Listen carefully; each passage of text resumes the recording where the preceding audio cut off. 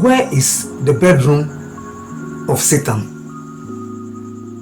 This question looks so stupid. It's a very serious question. Where do you think the bedroom of Satan or Shaitan is located? Bismillah. Bismillah. You know something?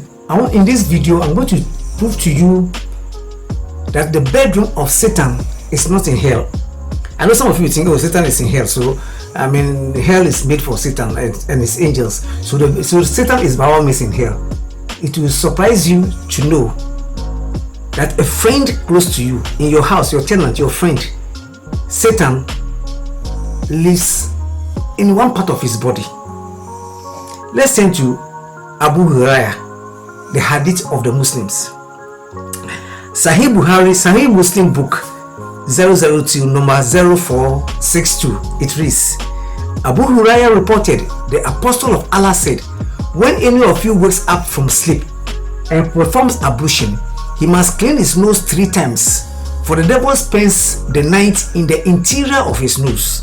Sahih Muslim book 002 number 0462. That is Sahih Muslim, one of the second most authentic book after Quran according to the Muslims. Let's turn to the most important book after the Quran according to the Muslims, Sahih Bukhari. Sahih Bukhari, volume 4, book 54, number 516. It reads, narrated Abu Huraira, the Prophet said, if any of you rouses from sleep and performs the ablution, he should wash his nose by putting water into it and then blowing it out 3 times. Blowing it out thrice, because Satan has stayed in the upper part of his nose all the night.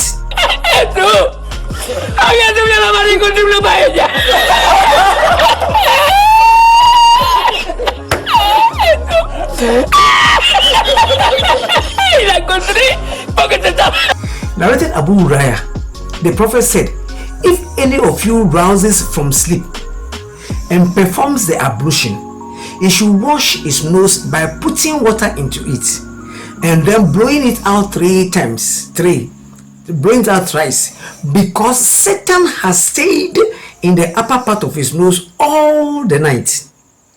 Sahih Bukhari, volume 4, book 54, number 516. So where is the bedroom of Satan located according to the Muslims? The title of today's message is, the nose of Muslims is the bedroom of Satan, or the location of the exact location where the devil, Satan, goes to sleep every day is the nose of Muslim. The bedroom of Satan is the nose of Muslims. Now, what's in a bedroom? In a local bedroom, you get your bed. It can be the king size, it can be the queen size, and it can be the student bed, it can be a cradle. And your book may contain a ceiling fan. It can contain air conditioner if you have a little cash with you, or it can contain a heat pump.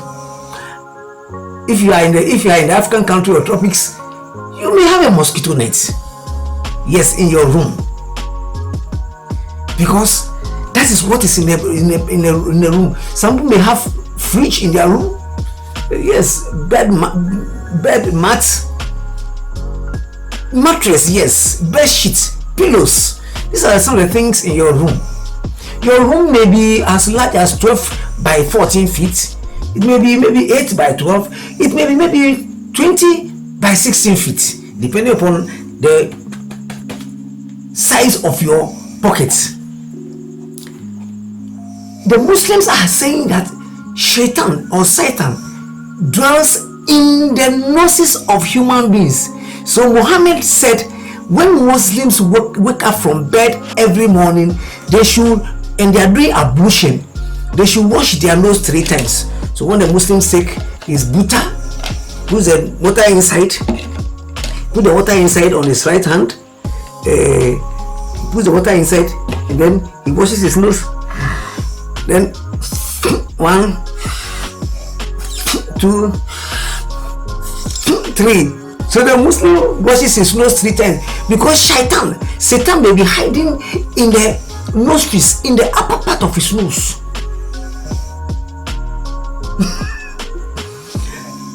This looks so funny, but I'm telling you, people, more than 1.2 billion people are following Muhammad, the prophet called Muhammad.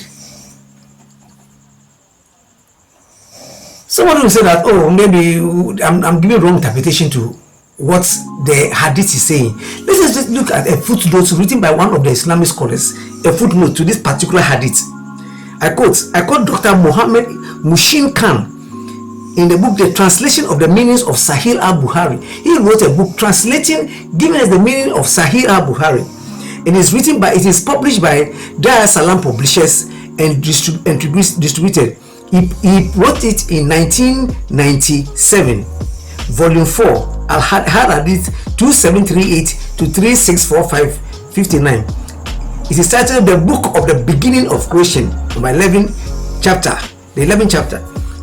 Characteristics of Iblis, Satan, and his soldiers, page 312. And this is what Dr. Muhammad Muslim Khan said concerning the Sahih I've read, Sahih Bukhari, Sahih Muslim, especially Sahih Bukhari.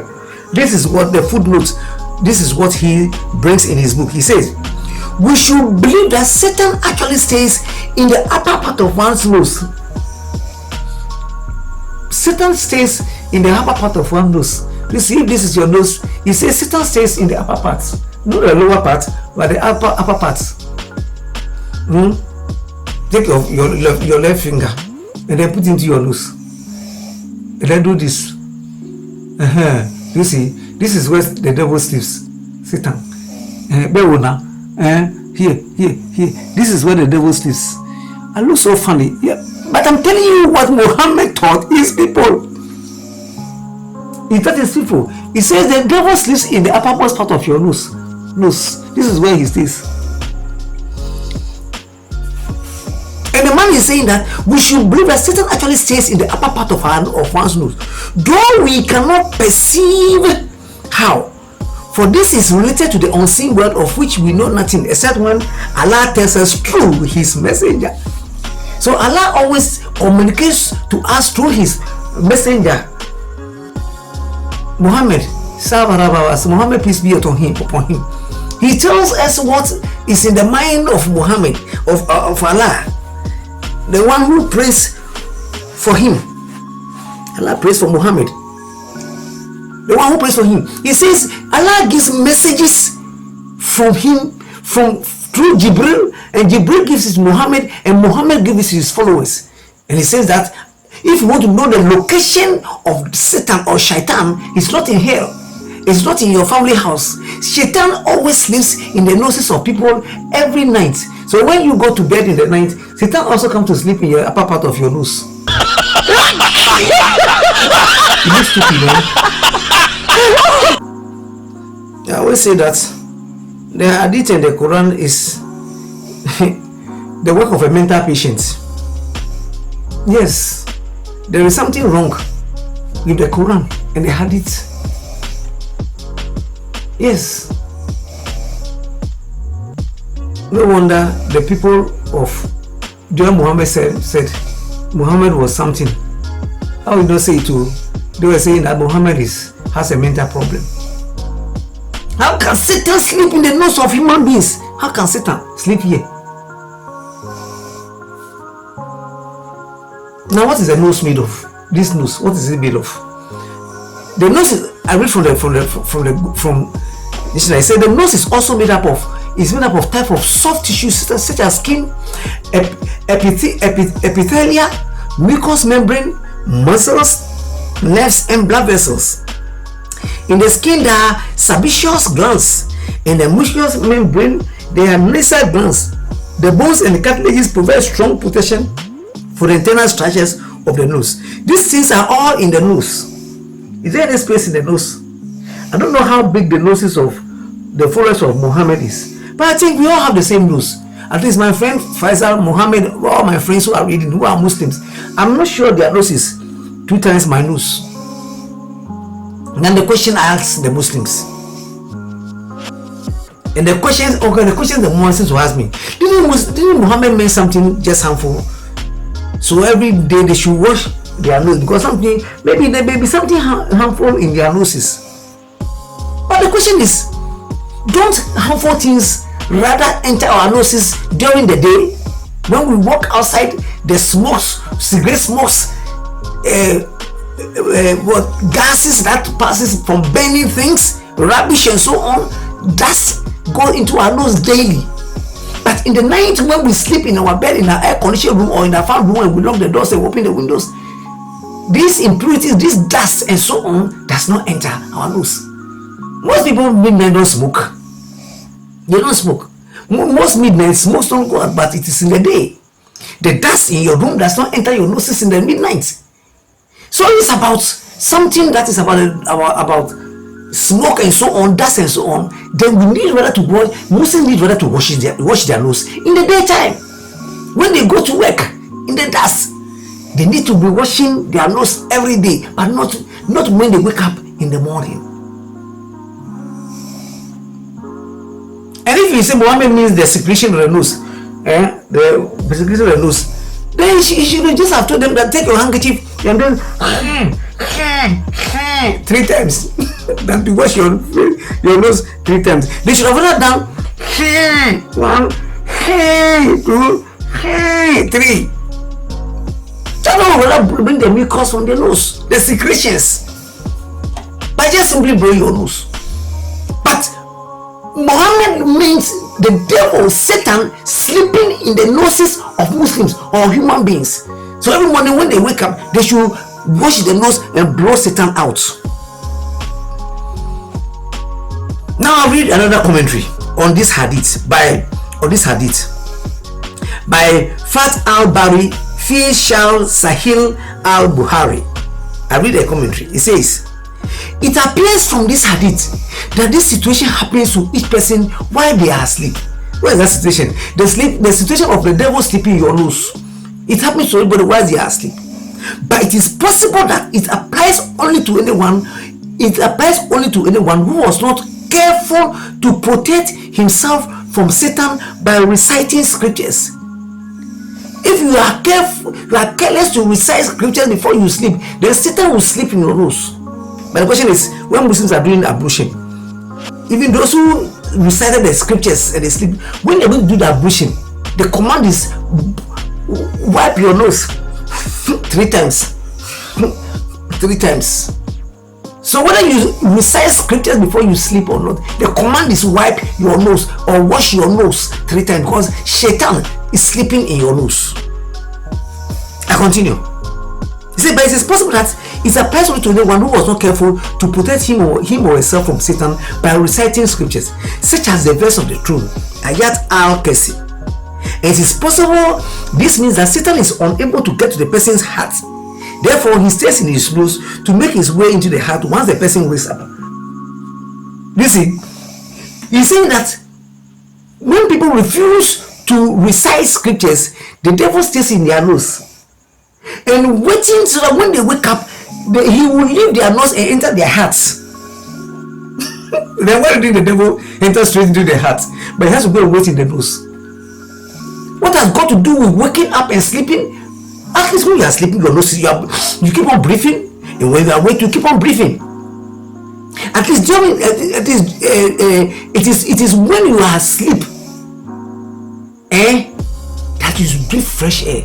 Maybe that's why the devil comes, because you breathe fresh air. That's why the devil comes. But when it's in the day, and the devil is competing with the smoke, marijuana smoke, cigarette smokes, and hazardous smokes and sand and so on. Okay, so that is why the sun and so blocks him from hiding your nose. So when you are sleeping in your bed, air-conditioned room, he has the freedom to walk majestically and find himself and perch in your nose. I read that part again. The commentary. And it is possible this means that Satan is unable to get into the person's heart. Therefore, he stays in the nose to make his way into the heart once the person wakes up. By blowing water out of the nose, the person prevents Satan from entering thereof. When the Muslim takes the water into his nose,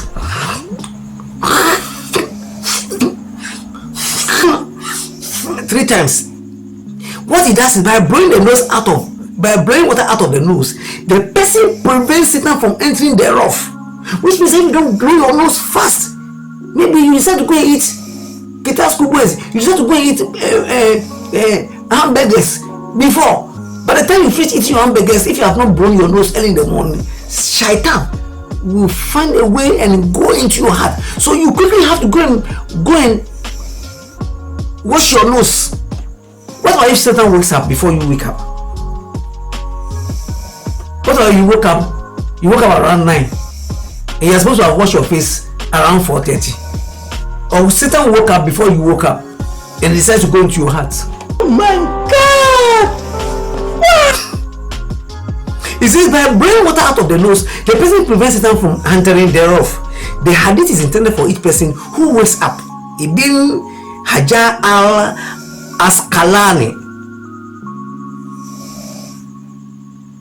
In the light of this rather silly and absurd teaching of Muhammad, I would like to ask Muslims some questions. This is so absurd. And the Muslims believe so much that they do it 5 times a day. They wash their nose, they wash their face, they wash their hands, they don't just blow their nose, they wash inside, they put water to remove Satan. Now I want to ask you Muslims this question. Yes, it says that Satan lives in the upper part of the nose. Now the question, is it the left nose? Does Satan live in the nose or the right? Is it the left side or the right side? Or Satan starts from here. There's no hole here. There's no hole here. There's no hole here. So Satan sleeps in the left or the right. And what time does he come to sleep? Is it when does he sleep before you sleep? Or when you are asleep, then he comes to sleep? My Muslim friend, that's the question. Does Satan sleep before you sleep? What about if he wants to go to bed early and his bedroom is your nose? Maybe by 7 o'clock, Satan is feeling so sleepy and he wants to sleep, but you are watching television. Does he climb and enter your nose the time you're watching the television? Or playing with your wife? Or eating? He enters your nose because he's feeling sleepy? Or he waits when you sleep, maybe around 10, 11, 12, before he comes quietly like a thief at night and sleeps in your nose? When?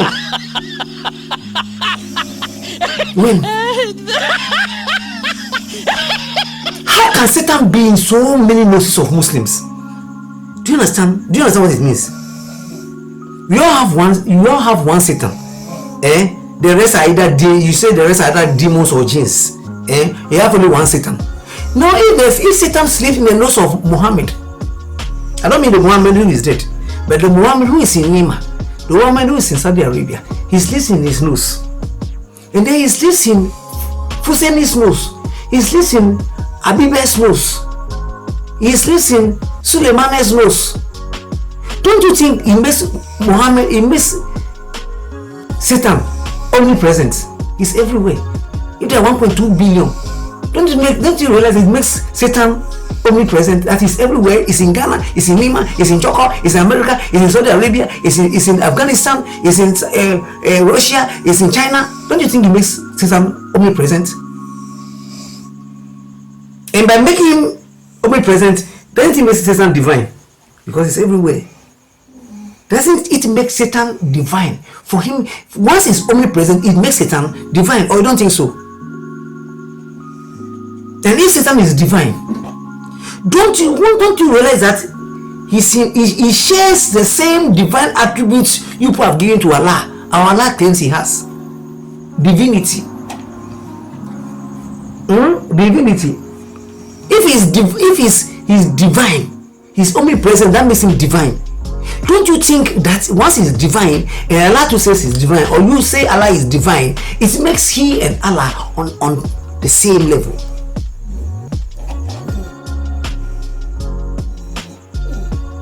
But if he's not divine, and I know you say it's not divine, if Satan is not divine, wouldn't it suggest that Muhammad is guilty of committing shirk because he's ascribing to Satan a finite creature, an attribute, a divine quality of your Allah.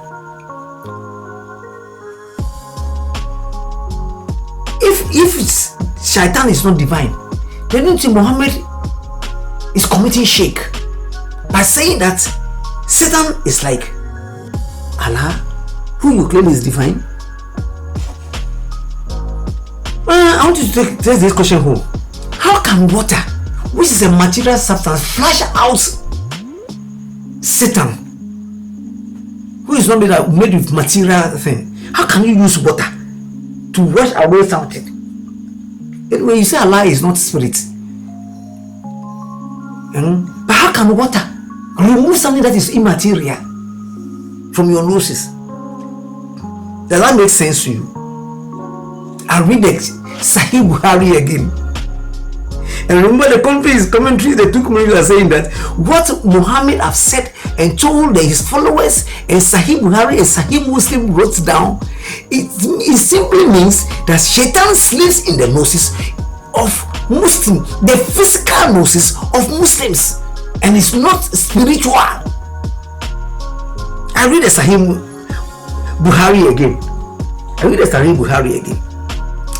Sahih Bukhari, volume 4, book 54, number 516. Narrated Abu Huraira, the prophet said, if any one of you rouses from asleep and performs ablution, he should wash his nose by putting water into it and then blowing it out thrice, because Satan has stayed in the upper part of his nose all the night. Absurdity. There are many absurdity of the things that Muhammad has taught his followers, and this is one. My friends,